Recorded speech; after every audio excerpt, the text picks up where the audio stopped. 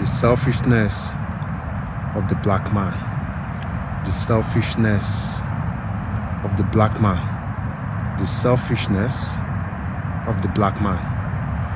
Let me tell you something. I've had the opportunity of living in 3 different continents: Africa, Europe, and North America. And let me tell you what I've realized. Okay, I've seen the different ethnicities. I've seen Africans, I've seen the Caucasians, I've seen the Asians, Latinos, different groups from around the world. And one thing I've noticed is you see the Latinos, for an example, in North America. If you go to any hospitality industry, the restaurants, the hotels, you see that the Latinos are there. And do you know one thing I've realized? If you have one Latino working in an establishment, within 2 years, the number of Latinos working there have increased from 1 to 10, or from 1 to 20. And if you do your research very well, you get to realize that one person, the first Latino that got there, got those 9 people, or got those 19 people inside the same establishment. Go away from the Latinos, go to the Indians for an example. It is not uncommon to see, for example, like 4 Indians who are friends. They moved from India for an example. Maybe they got a job in America or in London, and they are renting. And you realize after a short period of time, they come together, they organize. They want to go from being a renter to being a homeowner. But maybe at that time, what they're earning is not enough to get a house. You see 4 Indians organizing, coming together to get a mortgage. 4 Indians organizing with love, with trust, with mutual respect for each other, organizing to get a mortgage. That's what I see. If you go to the major cities in America, for example, like San Francisco, like Chicago, like New York, go to London, Europe, what do you see? You see Chinatowns. You see Chinese people with Chinese businesses, a whole high street, blocks, like 5 blocks. You see Chinese-owned businesses over there. And who are the shoppers? Chinese people and another ethnic group. They come to Chinatown, they come to buy their foodstuff, they come to eat. But then when you look at the African community in the diaspora, you just get to realize that you don't see any form of organization, any form of group economics. I mentioned something just now about, the Chinatown, some Latino bringing other Latinos inside the same establishment that they work.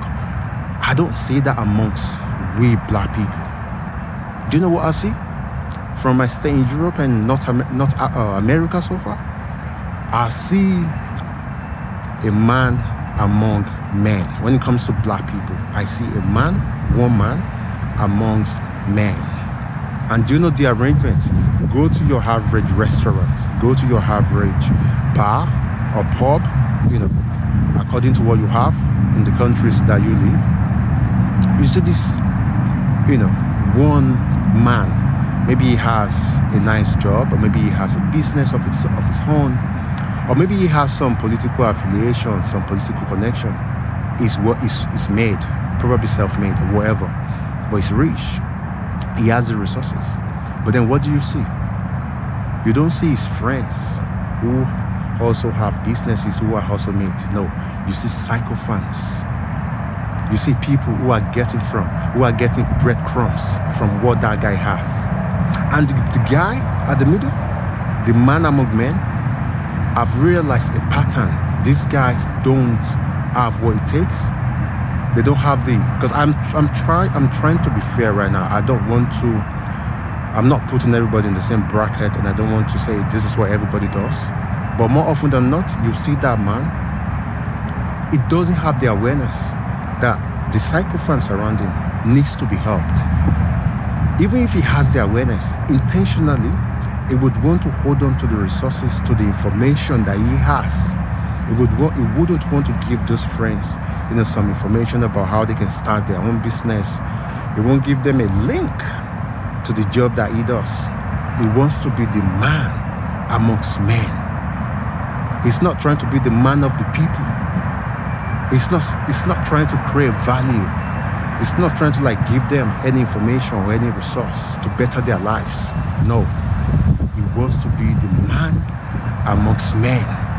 So that when you see him, hey bro, hey Chairman, Sankadede, Odogu, you the man, you the boss. Psycho fans around him.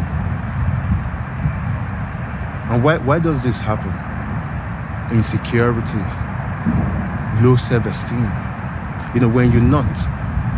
When your self-esteem does not come internally, when it has to be external, when it has to be externally generated, you realize, these guys would have friends who would prop up his self-esteem. They will hail him. They won't tell him the truth. He will make mistakes. They will just let him go. He will not be corrected. And at the end of the day, they become more corrupt. They become more bad. And that circle continues. And you wonder why the black race is not growing, why the black race is not, getting better economically. It is because we're not ready to help ourselves. It is because we're not ready to share information. It is because we're not ready to organize, coming together to organize. As long as I'm okay, I don't care about what happens to everybody else. And that is the selfishness of the black man. And why am I recording this video today? I'm recording this video because this culture permeates across our society. Look at the political landscape for crying out loud. The same thing exists over there. You see a governor who does not actually act like a governor, who acts like a king. Same thing goes with the presidency. You see the president amongst men, amongst sycophants, who wouldn't dare tell him the truth, who would just tell him what he wants to hear.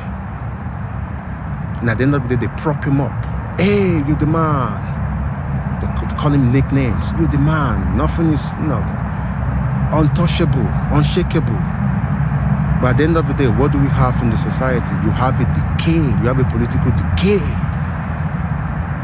The same system, the same culture of selfishness is eroding our society. The Nigeria we have today, we might be deceiving ourselves that we have a democracy. We don't have a democracy. We have a monarchist democracy. I'm not against monarchy as a culture, but then I want a good monarch. Be like Paul Kagame of Rwanda. Or if you want to do the real monarch, the real monarchy, be like the king of Kuwait, the king of Saudi Arabia, UAE. These are kingdoms. So the monarchy system works if you have a good king. I want my president, I want my governors to start acting like those monarchs in those countries, like Kuwait, like Saudi Arabia. Are they hungry in Saudi Arabia? No. So the black man has to be aware of this. The black man has to understand that he needs to be the man of the people, not the man amongst men. The Yorubas will say, Olowo kan láàrin òtòṣì, òtòṣì ń gbogbo wọn. That means one rich man amongst poor people, all of them are poor. For the black man, for the black race to rise up, we need more men coming up who are selfless, not selfish. What we need, the kind of leadership we need in the black community is servant leadership, not people that just, assume certain positions. They don't care about the people. They want people to serve them rather than serving the people. We are so down as a race that we have to start thinking about how we can improve ourselves. The philosophy I have is clean water for everybody, not champagne for the few. The kind of mentality that most powerful men, black men have is champagne for the few, champagne for me. I don't care about what you're drinking. It should be clean water for everybody. Let's start thinking along those lines. If we don't, we're not going anywhere. If we don't, we're not going anywhere. So one cultural variable that we have to eradicate in our society as black people is the selfishness, the monarchist tendencies of the black man. We don't want the man amongst men. We want a man of the people. Thank you.